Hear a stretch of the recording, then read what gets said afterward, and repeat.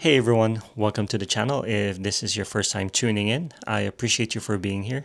Just so you know, I make shoe review videos. I also make cycling content and anything pretty much outdoor. So if that's the kind of stuff you're into, please go ahead and hit that subscribe button. That would really mean the world to me.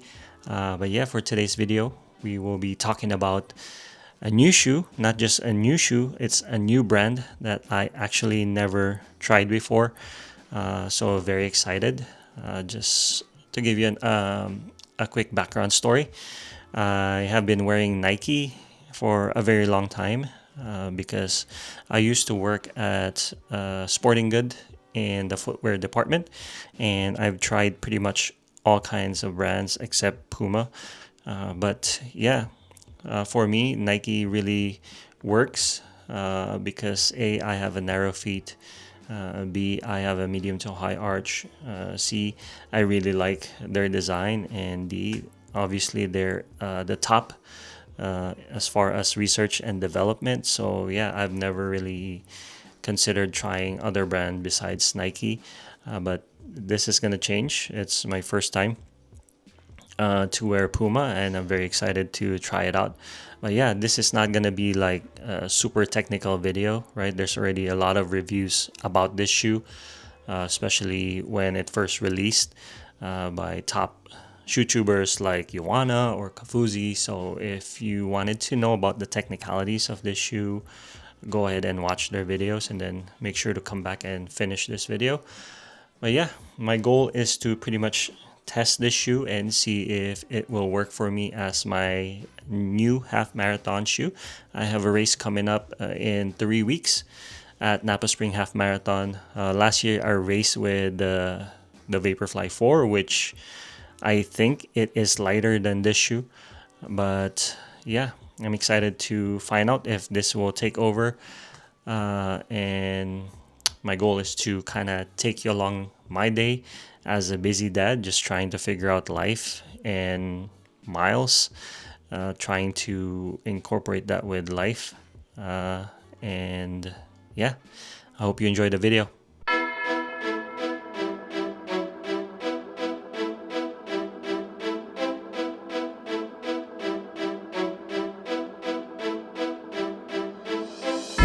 Switch that V6 for the EV, ride it around my city. You should come right with me, yeah. Feel me if you hear me sip water like a fish, sip out water to the gillies, yeah. This a new wave, this a takeover. Do it for the future, time to get a world a makeover. Time never stops, no, the timing is not. Time to clean up the block. Streets been a mess, how can I breathe? Smoke in the air, pure gasoline. I see the news, see what you read. Change gotta come, put that on me and watch me educate. Yeah, we been could've started, but it's never late. Do it for my kids, yeah, let's set it straight. Do it for your kids, gotta set it straight. It's time to regulate, we need change now. We need solar, we need EV in the game now. Make it changes so the earth we know can stay around. Make it change cause we had no time for playing around. Let's quit the playing around. Alright guys, you can see we have moved to a different location, and on hand, officially, we have the Puma Deviate Nitro Elite 4. Woo! That is a long name, but I did mention that last year on my half marathon race at Napa Spring Half, I did use the Vaporfly 4, which I think it's still lighter compared to this one, but just holding the two shoes, you can't really tell the difference. I do have a weighing scale right here, so let's sort this out. Both are in size 9. Let's throw the Vaporfly 4 first on the scale. Here we go.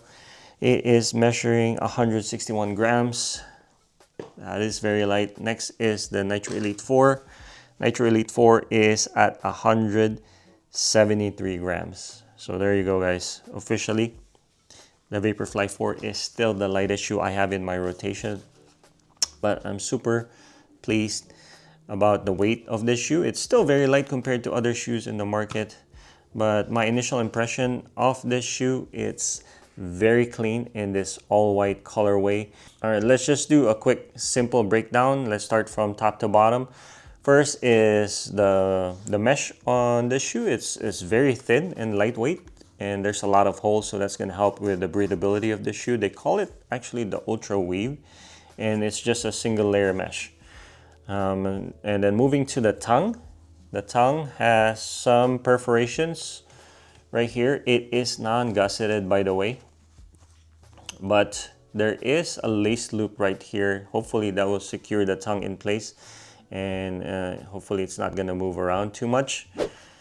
But there is a little bit of padding on the top of the tongue right here. That's going to help with eliminating lace pinch or lace bite.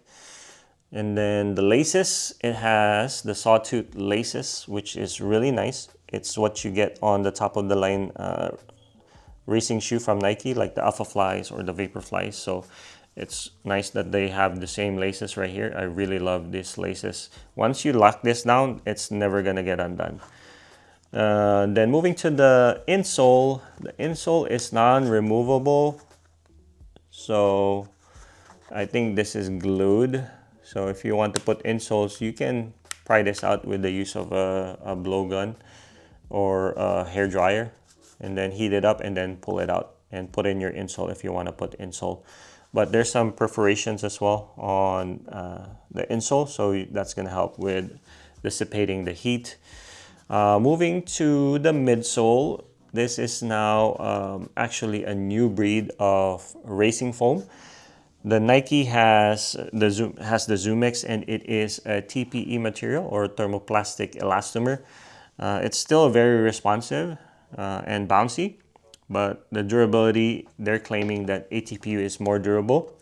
And as far as the responsiveness, ATPU is more responsive, and it has good energy return compared to TPE. ATPU stands for aliphatic thermoplastic polyurethane. I think I got that right. But yeah, this is a dual density foam, and you can see on the top part, on this line right here, it is a softer ATPU. Sandwiched in between is the full-length carbon fiber plate, and then on the bottom is a stiffer ATPU foam that's going to help you with the stability of the shoe. And then moving to the outsole, you can see there's very minimal coverage right here, and it's also a very thin rubber that they put. You can see on the side profile, but the bottom, this is what it looks like. This also looks like the crab claws, right? But yeah, very lightweight. They call it the Puma grip. And then on the lateral part of the shoe, you can also see some coverage here, but here there's none. So I think they did that to save weight, but this works for me actually, because normally I wear out this outer part of the shoe, so I don't mind no rubber coverage in here. You can see on the Vaporfly 4, you can see right here, look at that, there's barely any wear, but on the outer part you can see all the wear out there. Yes, that is the shoe overall. Again, very lightweight, and I'm happy. I'm excited to lace this on. You can see I'm sitting on the treadmill, so we're gonna do a speed interval workout on the treadmill. Why on the treadmill? Because I'm still nursing an ankle injury. You can see, I would say I'm a 94 to 96% better, but the protection I get in running in the treadmill is better compared to running on the harder hard pack surface.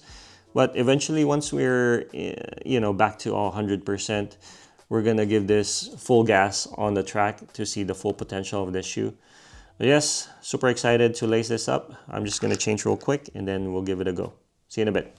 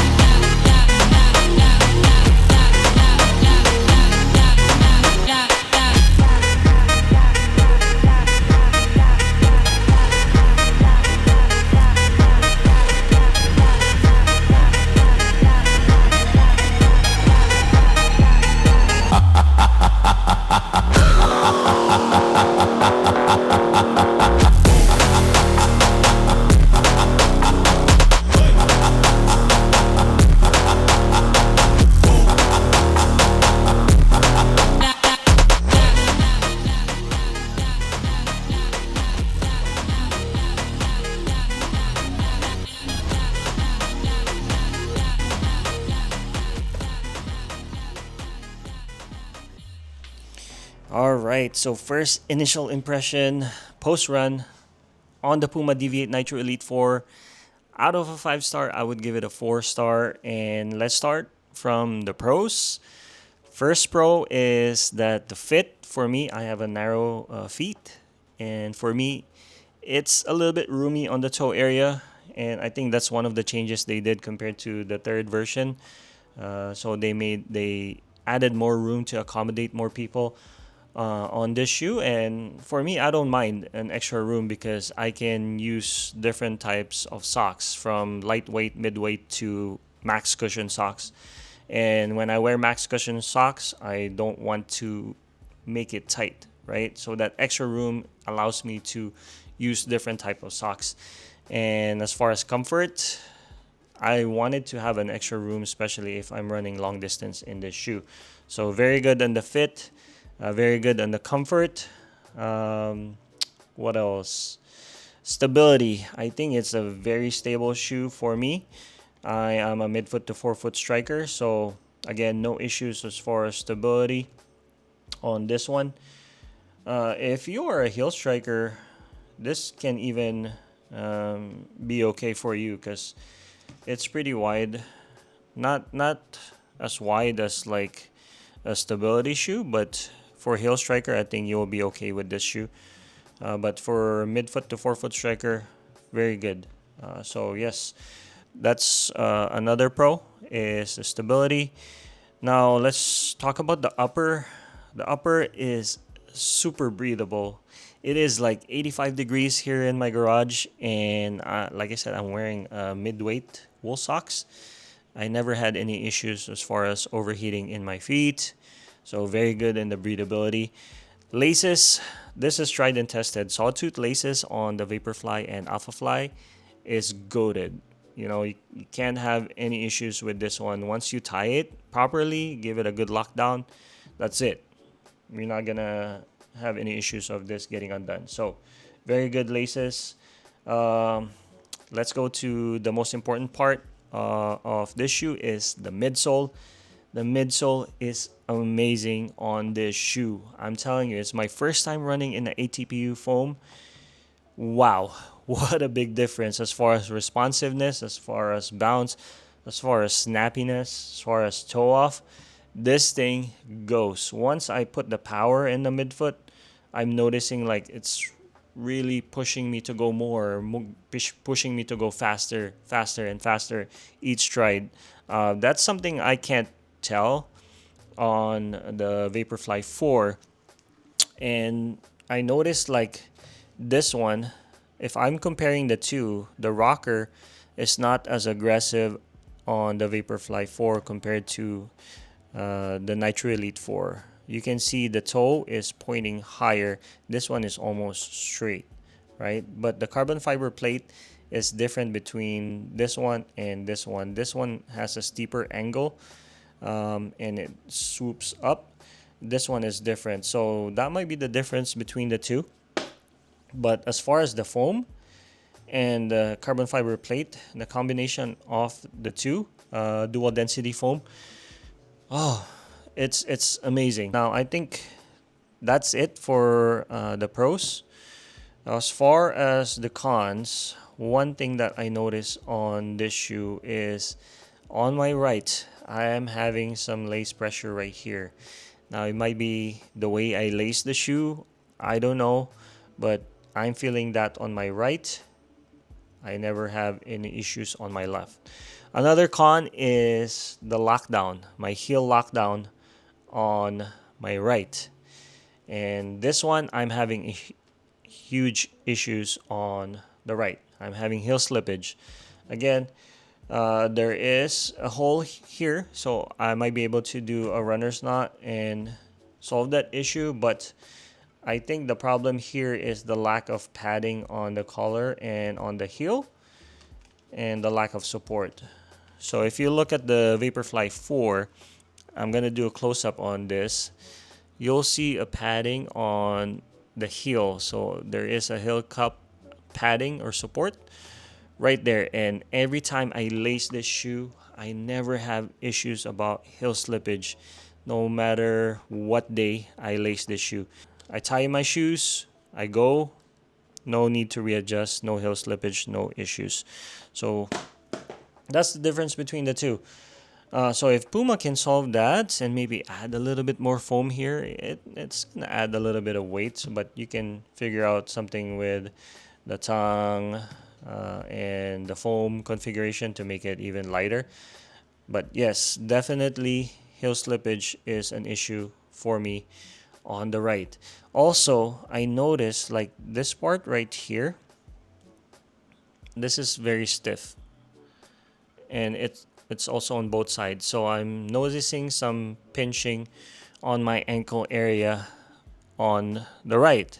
So a lot of issues on the right, no issues on the left. So again, it might be the way I lace the shoe, but overall, I am very happy with how this shoe performed on the treadmill. I can't wait to test this out on the track.